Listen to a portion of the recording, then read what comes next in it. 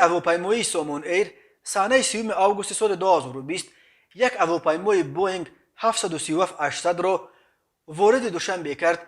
این هواپیما از 189 کرسی اکونوم عبارت بوده به نام قهرمان تاجیکستان میرزا ترسونزاده نامگذاری شده است.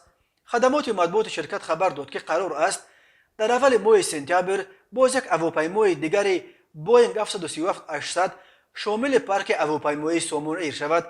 گفته می شود هر دو هواپیما در اساس لیزینگ از یکی از بزرگترین شرکت‌های لیزینگ اوییشن کپیتال گروپ گرفته شدند. با دریافت هواپیماهای نو شماره هواپیماهای شرکت هواپیمایی سامون ایر در مجموع به 6 عدد می رسد.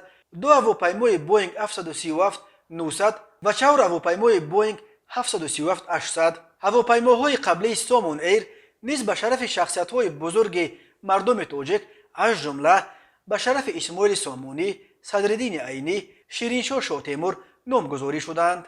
شرکت هواپیمایی سامون ایر از سال 2008 در بازار بین المللی فعالیت داشته از تاجیکستان به آلمان، امارات متحده عرب، ترکیه، هندوستان، روسیه، قزاقستان و ازبکستان پروازهای منتظم انجام می‌دهد و در عین زمان در فکر احیای پروازها به سمت خطای و راه اندازی پروازهای منتظم به سمت عربستان سعودی می باشد.